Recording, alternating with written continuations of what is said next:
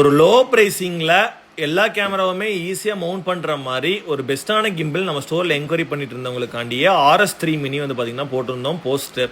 பார்த்த உடனே பை பண்ணுறக்காண்டி நம்ம ஸ்டோரை டேரெக்டாக விசிட் பண்ணியிருந்தாங்க. வந்தோடனே வந்து பார்த்திங்கன்னா அன்பாக்ஸ் பண்ணிட்டாங்க. சீல்டு யூனிட் வந்து பார்த்திங்கன்னா பை பண்ணியிருந்தாங்க.